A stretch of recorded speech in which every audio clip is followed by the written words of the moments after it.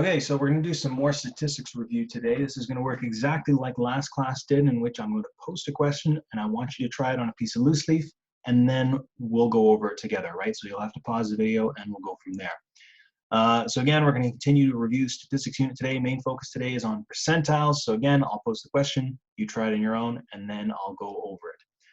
First question, here we go. The class marks as percents on a test are listed below. So you have a whole field of marks that a whole class got on a test. If Joe earned a score of 85%, what was his percentile ranking? So just pause the video here, give it a try, and then I'll go over it. So hopefully you've given this one a try. I'm going to go over this now. In order to find his percentile ranking, let's just remember the formula. It is on your formula sheet. PR equals B over N times 100, right? Where PR is your percentile ranking, B is the number of scores below, and N is the number of scores in total.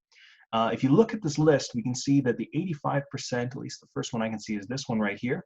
We just need to count how many in this list are below that and then figure out how many are in total, right? So if we look through this list and we count how many are below, I just usually do it by doing a little tally sort of thing. So there's 71, I'm just gonna go this way and read it kind of like numbers on a page, right? 71 is one of them.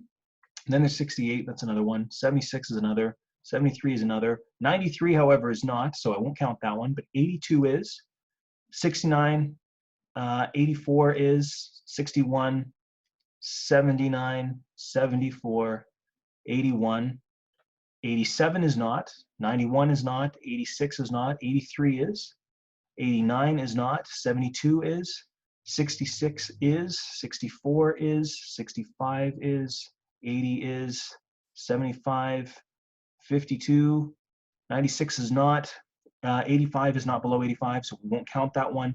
And then of course 62, that gives us 5, 10, 15, 20 scores below. So if I'm going to fill this in here, PR is going to equal 20 out of N. N is the number of numbers here in total. It looks like we have 9 numbers per row. 3 rows in total, so 9 times 3 is 27. So 20 out of 27 times by 100. You just throw this in your calculator all in one go. Give me 1 second here. 20 divided by 27 times by 100, and round to the nearest number. That gives us PR equals the 74th percentile. So in other words, his percentile ranking is the 74th percentile. Next question, it's the same field of numbers. Pause the question here and give it a try. Okay, so this one, find the mark of someone who earned a score at the 20th percentile. This time around, we know our percentile ranking is 20.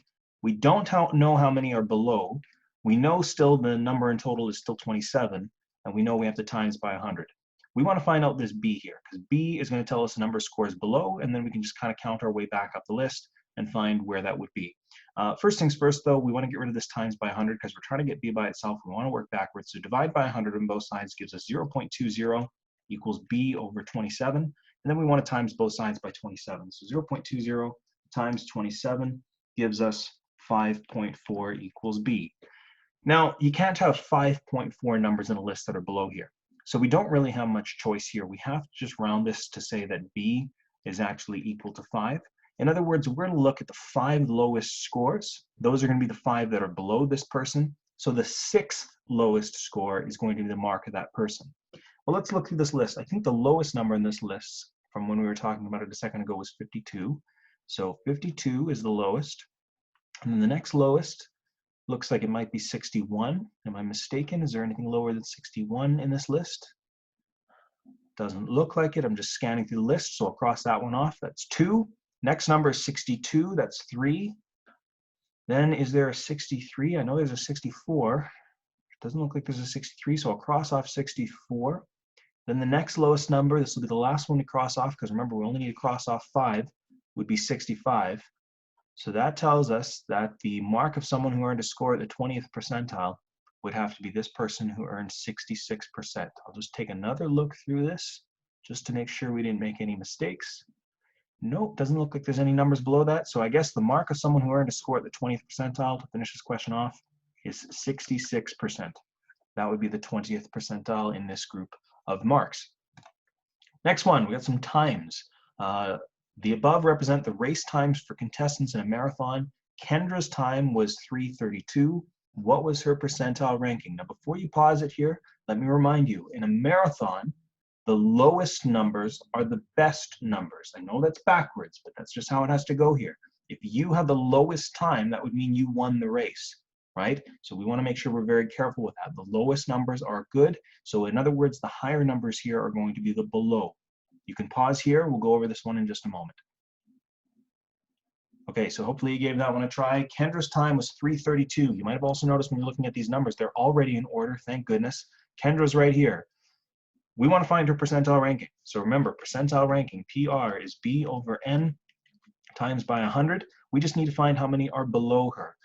This is backwards. Like I said before, the number below are actually going to be the numbers that are higher than 3:32, because again, if you did higher in your time for a marathon, that means you didn't do as well in the marathon as someone else. So the below ones are going to be from here onwards. So we got 1, 2, 3, 4, 5, 6, 7, 8, 9, 10, 11, 12, 13, 14, 15, 16, 17, 18, 19, 20, 21, 22. Does that add up right? Let me just double check that one more time. Let me just count, because I feel like I counted something wrong. We could actually cheat on this one. Notice how we could have 5. Yeah, there's 10 per row plus 2. Okay, I was just double guessing myself there. That's fine. So there's 22 that are below. So PR equals 22 below. And N is the number in total. Well, the number in total looks like it would be 30, because it's 3 rows of 10 numbers each. So 22 out of 30 times by 100. Just throw that right in your calculator, all in one go, right? So 22 divided by 30, and then times by 100. Round to the nearest whole number. This is actually kind of weird. It's kind of like the one we did a moment ago. It's 73rd percentile, right? I think the other number we had a second ago was 74th percentile for that previous question. 73rd percentile would be Kendra's percentile ranking in this race. So what was sneaky here was the lower numbers were actually the better numbers, right? So we wanted to say the higher numbers were below. So just think about that in terms of context. You always have to ask yourself what's realistic in these ones. All right, here's another one. The chart compares the hand lengths of a sample of females and males. Find the hand length intervals for 50th percentile for males, or sorry, for females, and then for males. So there's like 2 questions in one in this one.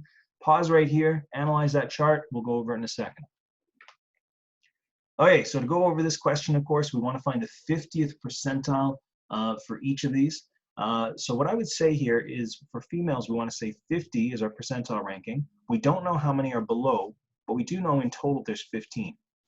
So B over 15 times by 100 is going to equal our 50th percentile. If we divide by 100 and then times by 15, you're actually going to find that B is equal to 7.5. Now 7.5 is pretty uncomfortable here, right? You can't have 7.5 people below. So really what I'll say on this one is we'll just say that below is going to either be 7 or 8. Now this is where it kind of gets down to saying, all right, which one would be more accurate? You can say B is 7 or B is 8. It technically would be 8 if you were rounding up on this one, but again, you can't have half a person, so some people would just say it'd be 7. Let's see if it actually even matters on this though. The hand lengths in this chart, of course, are already ordered in terms of a frequency. This is kind of almost like a stem and leaf chart, just not exactly the same thing. But notice we have 1 person here plus another 2, so there's 3 people in total here, plus another 3 people, so there's 6 people in total here. The 7th lowest person and the 8th and the 9th and the 10th lowest person would fall in this interval right here. So regardless of whether we chose 7 or 8, in this question it actually didn't even matter. We lucked out. So we can actually say we were lucky.